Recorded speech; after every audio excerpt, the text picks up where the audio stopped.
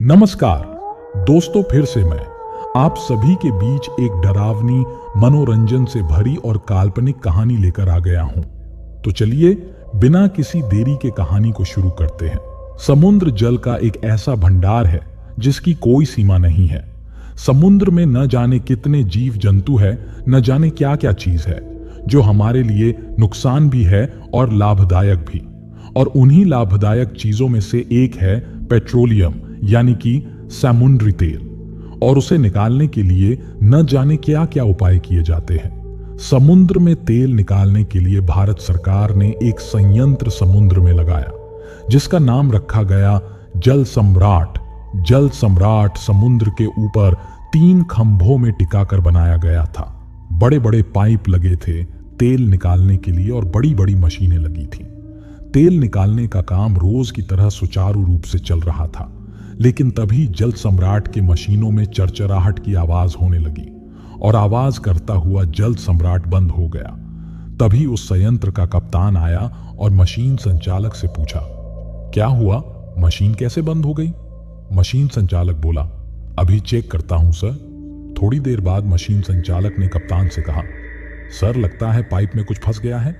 कप्तान बोला, ओह, लेकिन ऐसा क्या फंस गया जिसे इतनी पावरफुल मशीनें भी नहीं खींच पा रही है? मशीन संचालक बोला, क्या कहा जा सकता है सर? कप्तान बोला, ठीक है, फौरन गोताखोरों को बोलो नीचे जाकर देखे क्या फंस गया है। कुछ देर बाद जल सम्राट से 2 गोताखोर समुद्र तल में जाने के लिए कूद गए। थोड़ी ही देर में पाइप के तल के पास पहुंच गए। वहां जाकर देखते हैं कोई कपड़ा पाइप में फंसा हुआ था। दोनों गोताखोरों ने जब कपड़े को निकाला तो वह एक बड़ी सी गठरी निकली। एक गोताखोर गठरी खोलकर देखने के लिए कहता है, लेकिन दूसरे गोताखोर ने गठरी खोलने के लिए मना कर दिया और कहा, ऊपर ले चलो, वहीं खोलकर देखेंगे इसमें क्या है। ऊपर पहुंचकर एक गोताखोर ने गठरी दिखाते हुए कप्तान से कहा, सर हमें पाइप में यह गठरी फंसी हुई मिली है। कप्तान बोला, जरा देखो इस गठरी में क्या है। इसके बाद गठरी को खोलना शुरू किया गया। गठरी खुलते ही वहां पर खड़े सभी लोगों की आंखें आश्चर्य से फैलती चली गई। गठरी में 4 बड़ी ही भयानक खोपड़ी थी और साथ में एक ताम्रपत्र था। खोपड़ी का रंग लाल, हरा, पीला और बैगनी था, जो देखने में बहुत भयानक लगती थी। लाल खोपड़ी की एक आंख फूटी हुई थी, पूरा चेहरा खाल से उधड़ा हुआ था। हरी खोपड़ी के बीच में एक सींग था, आंखें लाल लाल खून जैसी थी। पीली खोपड़ी के दोनों कान हाथी के कानों के जैसे थे। सिर के दोनों किनारे पर 1-1 फुट की सींग निकली हुई थी। बैगनी खोपड़ी के बीच माथे में एक आंख थी। दांत पूरी तरह से बाहर निकले हुए थे। तभी किसी की आवाज ने सबकी चुप्पी तोड़ते हुए बोली, लगता है ये चारों सिर एक ही आदमी के हैं। तभी दूसरे ने कहा, नहीं, ये आदमी के नहीं, किसी शैतान के सिर है। सब लोग अपनी अलग अलग सोच के अनुसार बता रहे थे। फिर कप्तान ने कहा, इतने भयानक चेहरे तो केवल शैतान के ही हो सकते हैं। तभी एक गोताखोर ने कप्तान से कहा, सर इन सब के साथ एक ताम्रपत्र भी है, इसे पढ़िए, शायद इससे कुछ पता चल जाए। इतना कहने के बाद ताम्रपत्र को गोताखोर ने कप्तान को पकड़ा दिया। कप्तान ने ताम्रपत्र को पढ़ने के लिए खोला, लेकिन उसकी भाषा बड़ी अजीब लिखावट में लिखी थी जो कप्तान के समझ में नहीं आई। शायद प्राचीन लिपियों में लिखी गई थी।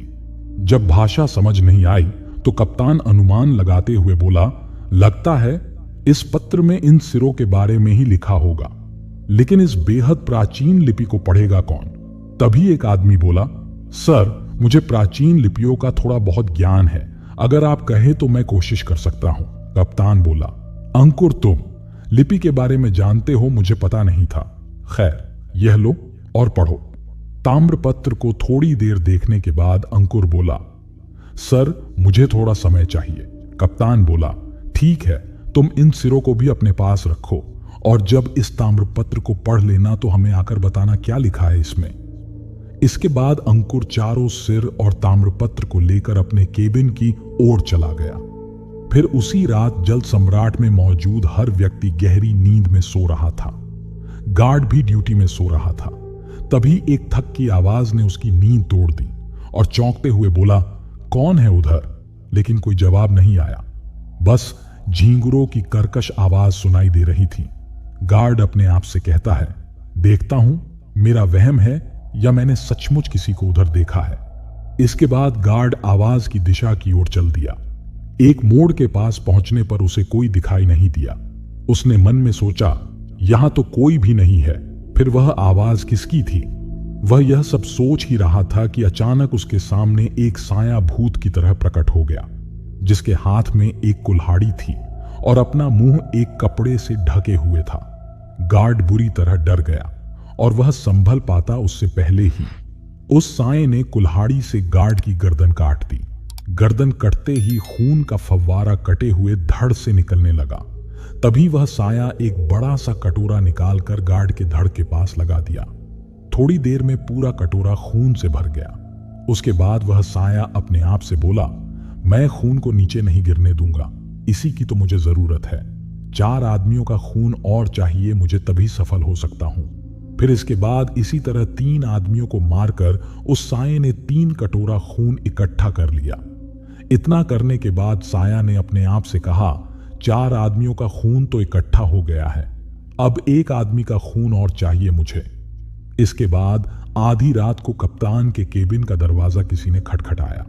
कप्तान ने उठकर अपने केबिन की लाइट जलाई और पूछा, कौन है? बाहर से आवाज आई, सर मैं अंकुर। कप्तान बोला, रुको दरवाजा खोलता हूं। इसके बाद कप्तान ने अपने केबिन का दरवाजा खोला और बोला, आओ अंकुर, कहो ताम्रपत्र को पढ़ने में सफलता मिली या नहीं? अंकुर बोला, यस सर, पर मुझे अफसोस है, उसमें क्या लिखा है यह सब जानने के लिए आप जीवित नहीं रहेंगे। यह सब सुनकर कप्तान घबराते हुए बोला, अंकुर तुम यह क्या कह रहे हो?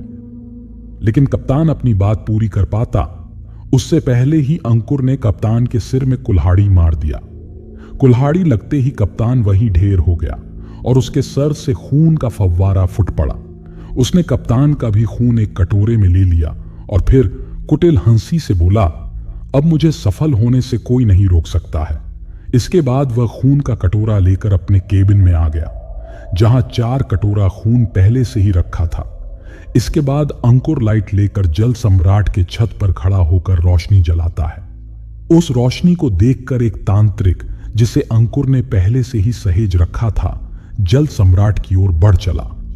जल सम्राट में पहुंचने के बाद उस तांत्रिक को अंकुर अपने केबिन में ले गया। तांत्रिक ने अंकुर से कहा, खून इकट्ठा हो गया। अंकुर ने खून के कटोरे की तरफ इशारा करके कहा, हां ये देखो। खून के कटोरे को देखकर तांत्रिक खुश हो जाता है। इसके बाद अंकुर ने अनुष्ठान के लिए कहा तो तांत्रिक ने कहा, तुम सिर लेकर आओ। इसके बाद अंकुर 4 सिर ले आता है। तांत्रिक उसी के केबिन में हवन कुंड बनाता है और उसके सामने 4 सिर रखकर और 5 कटोरा खून रखकर अपना क्रियाकलाप करने लगा। थोड़ी देर बाद मंत्र पढ़ते हुए तांत्रिक ने अंकुर से कहा, इन सिरों पर खून चढ़ाओ। इसके बाद अंकुर उन 4 सिरों को बारी बारी से सबको एक एक कटोरा खून पिलाने लगता है। खून पिलाने के बाद तांत्रिक ने अंकुर से कहा, अब इन 4 सिरों का स्वामी बनने के लिए तुम्हें भी एक कटोरा खून पीना होगा। तांत्रिक ने इतना कहने के बाद एक कटोरा खून अंकुर को पीने को दिया। अंकुर खून को पीने लगा। खून को पीने के बाद अंकुर की आंखें लाल हो गई, चेहरे पर शैतानियत नाचने लगी। तांत्रिक ने अंकुर से कहा, इन सिरों को अपने वश में करने के लिए हर रोज इनके नाम का जाप करके एक कटोरा खून पीना होगा। अंकुर ने कहा, ठीक है। इसके बाद थोड़ी देर में आकाश में बिजली चमकने लगी, गड़गड़ाहट की आवाजें आने लगी। फिर बिजली से 4 किरण निकलकर हवन कुंड के पास रखे शैतान के सिरों से टकरा गई। अगले पल ही 4 सिर हवा में उड़ने लगे, भयानक अट्टहास करने लगे। यह सब देख तांत्रिक ने अंकुर से कहा, शैतानी शक्तियां जीवित हो गई हैं, अब तुम इन 4 सिरों के स्वामी हो गए। तभी पीली खोपड़ी अंकुर के सामने आकर रुकी और बोली, प्रणाम स्वामी, अपने सेवक को आज्ञा दीजिए। पीली खोपड़ी के मुंह से इतना सुनते ही अंकुर कुटिलता से हंसने लगा और हंसते हुए बोला, मैं स्वामी बन गया। इसके बाद अंकुर ने पीली खोपड़ी को आदेश देते हुए कहा, जाओ इस जल सम्राट में भयानक तबाही मचा डालो, किसी को जिंदा मत छोड़ना। अंकुर का आदेश पाते ही पीली खोपड़ी केबिन की दीवार तोड़ते हुए बाहर निकल गया उसके साथ साथ बाकी तीनों खोपड़ी भी बाहर तबाही मचाने के लिए निकल गई। चारों सिरों के बाहर निकलते ही अंकुर अहंकार में हंसते हुए बोला, अब मैं विश्व का सबसे शक्तिशाली आदमी हूं। यह सब देखकर तांत्रिक ने घबराते हुए अंकुर से बोला, यह तुमने क्या किया अंकुर? उन्हें रोको वरना अनर्थ हो जाएगा। अंकुर ने गुस्से से तांत्रिक की तरफ देखते हुए कहा, बहुत बोलता है बुढ़े, जुबान बंद करनी पड़ेगी तेरी। इतना कहने के बाद अंकुर ने वही पास में रखी कुल्हाड़ी उठाकर तांत्रिक की गर्दन काट दी। तांत्रिक वहीं ढेर हो गया और अपने आप से कहने लगा, किसी को मेरे बारे में पता न चले, इसलिए सबका खत्म होना बहुत जरूरी है और मेरे सेवक इस काम को बखूबी अंजाम दे रहे होंगे। अंकुर का अंदाजा सही था। बाहर उन सिरों ने वाकई में कहर बरसा रखा था। बाहर सब लोग चारों सिरों को हवा में उड़ते देख आश्चर्यचकित थे। पीली खोपड़ी ने भयानक हंसी में हंसते हुए कहा, अब तुम सब लोग मरोगे, कोई नहीं बचेगा। इतना कहने के बाद चारों सिरों का कहर अब लोगों के ऊपर बरसने लगा। हरी खोपड़ी अपने मुंह से खून का फव्वारा छोड़ने लगा। जिस जिसके ऊपर खून की धार पड़ी उसका शरीर गलने लगा। चीखें गूंजने लगी जल सम्राट में। बैगनी खोपड़ी के मुंह से पीले रंग के बुलबुले निकलने लगे। यह बुलबुले जिस किसी के शरीर से टकराते उसका शरीर हवा में रेत बनकर गायब हो जाता। लाल खोपड़ी तो इन दोनों खोपड़ी से भी ज्यादा खतरनाक थी। लाल खोपड़ी के मुंह से बड़ी बड़ी छिपकली निकलने लगी। एक आदमी के ऊपर 50 छिपकली लिपट गई। पल भर में छिपकलियों ने उस आदमी का शरीर खा डाला। केवल हड्डी बची उस आदमी की। यह सब देखकर गार्ड के पसीने छूटने लगे।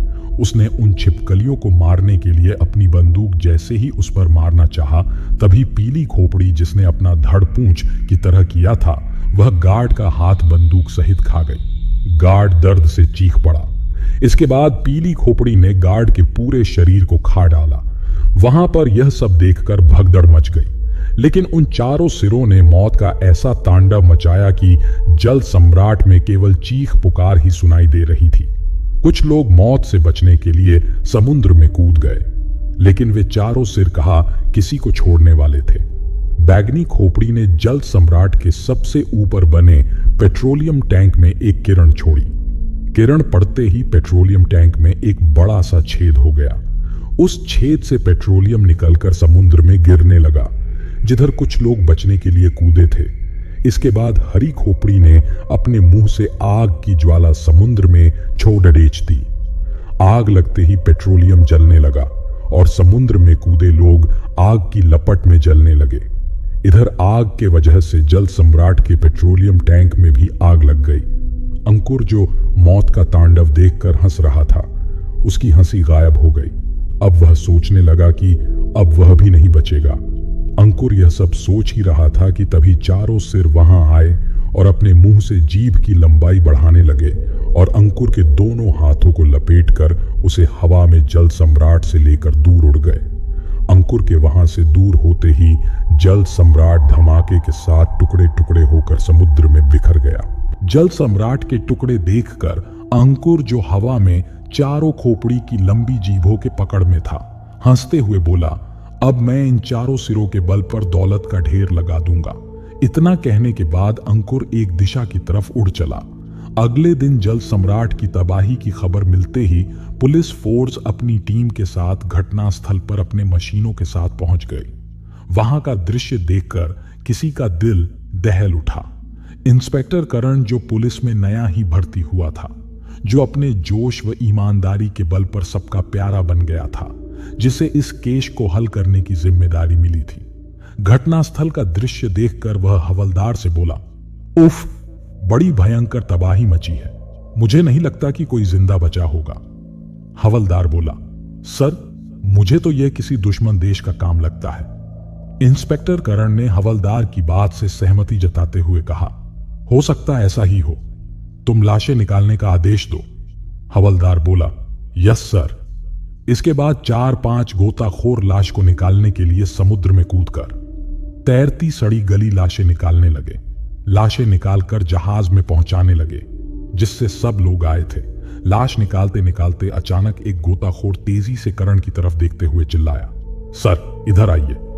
करण जल्दी से उस जगह पहुंचा और बोला, क्या हुआ, इस तरह चीखे क्यों? गोताखोर बोला।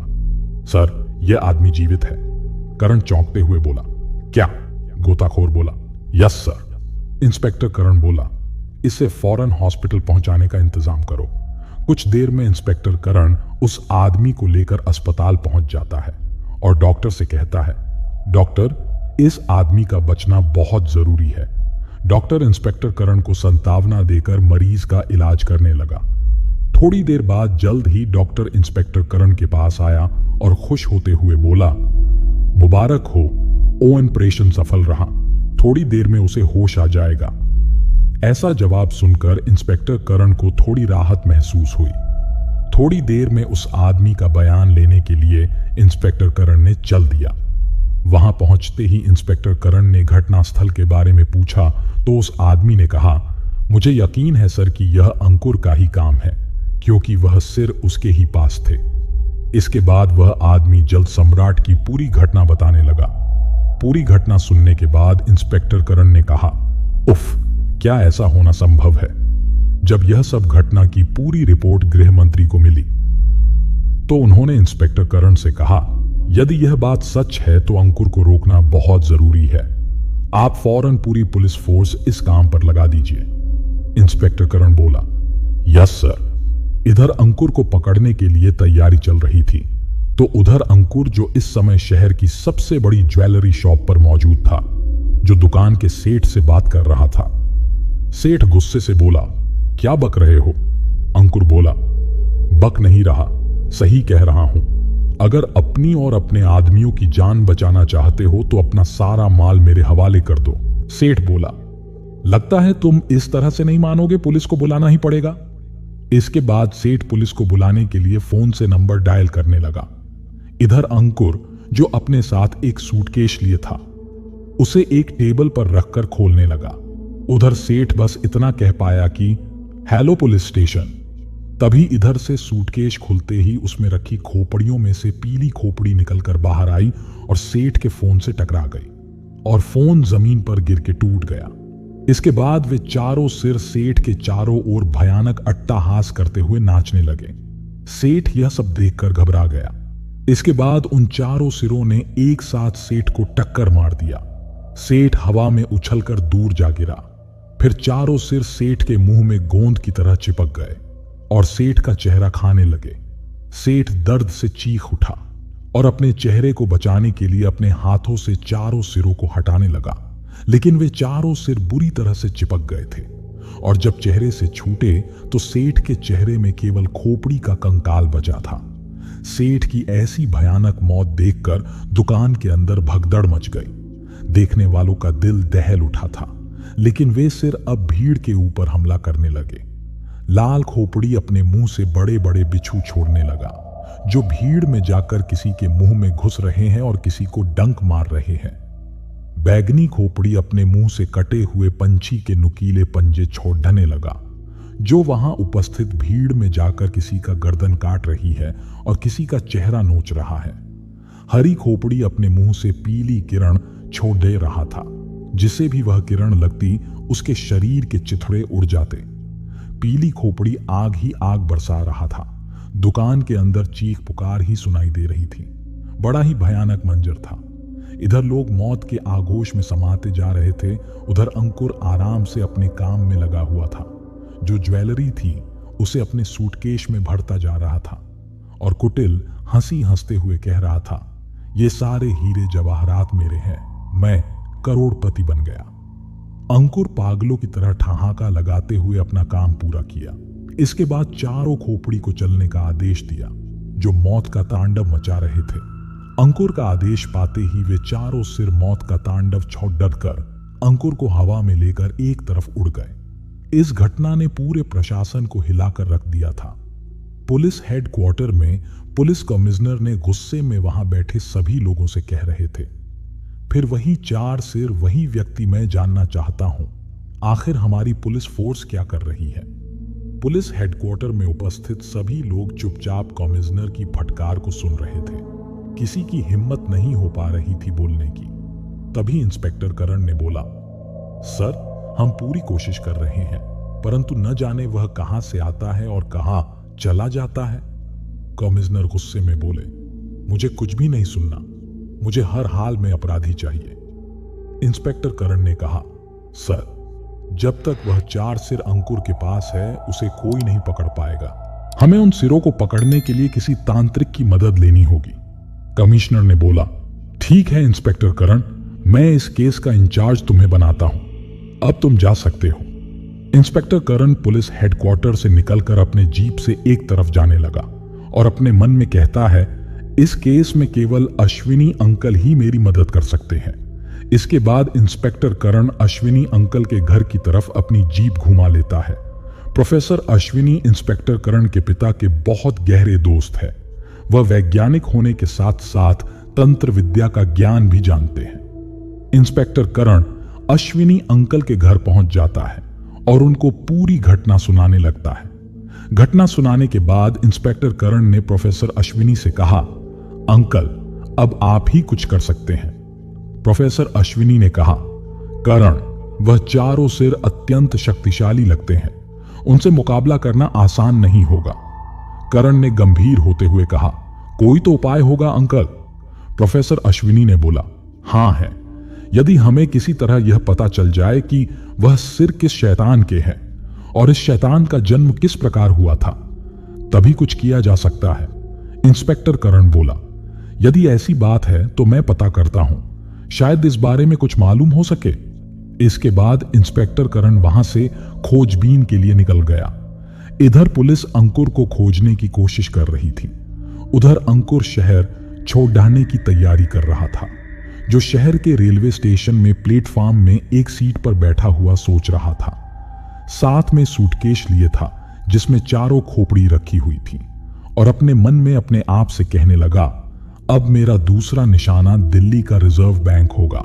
जल्द ही मैं दुनिया का सबसे अमीर आदमी बन जाऊंगा, फिर यह सारी दुनिया मेरी कदम चूमेगी। यह सब सोचकर अंकुर बहुत खुश हो रहा था, लेकिन अंकुर अपनी कामयाबी के नशे में चूर होने के कारण एक बहुत बड़ी गलती कर गया था। वह उन सिरों के नाम का जाप करके एक कटोरा खून पीना भूल गया था। परिणाम स्वरूप वह 4 सिर अंकुर के गुलामी से आजाद हो गए। सूटकेस में बंद 4 सिरों में एक सिर बीती घटना को याद करने की कोशिश करने लगा। जल्द ही उसे सब कुछ याद आ गया। सब याद आते ही वह सिर गुस्से में लाल हो गया और गुस्से में बोला, इन तुच्छ मानवों की यह हिम्मत कि इन्होंने महान राक्षस दक्ष को अपना गुलाम बनाया। इस बात का बदला मैं पूरी मानव जाति से लूंगा। पृथ्वी से मानव जाति का मैं नाम मिटा दूंगा। अगले पल ही वो 4 सिर सूटकेस को तोड़कर बाहर निकल आए। 4 सिर बड़े गुस्से में थे। ऐसा होते देख अंकुर आश्चर्यचकित था। साथ में प्लेटफॉर्म में उपस्थित लोग भी आश्चर्य भरी नजरों से देख रहे थे। अंकुर आश्चर्य से उन सिरों से बोला, ये तुमने क्या किया? मेरी आज्ञा के बिना तुम बाहर कैसे निकल आए? लेकिन 4 सिरों ने उसके सवालों का कोई जवाब नहीं दिया और अंकुर की तरफ गुस्से से बढ़ने लगे। अपनी तरफ 4 सिरों को बढ़ता देख अंकुर भयभीत हो गया और घबराते हुए बोला, यह क्या कर रहे हो? मैं तुम्हारा स्वामी हूं। तभी पीली खोपड़ी गरजती आवाज में बोली, मेरा कोई स्वामी नहीं है, मैं किसी का गुलाम नहीं हूं। मैंने पृथ्वी के विनाश के लिए जन्म लिया था। अब मैं इस काम को पूरा करके ही छोड़ूंगा। क्या अंकुर अपने आप को बचा पाएगा या फिर से उन खोपड़ियों को काबू कर लेगा? कौन है ये दक्ष राक्षस? क्या इंस्पेक्टर करण दक्ष राक्षस के बारे में जान पाएगा? ये सब जानने के लिए कहानी में बने रहिए। जल्द ही इसका दूसरा भाग आएगा। धन्यवाद।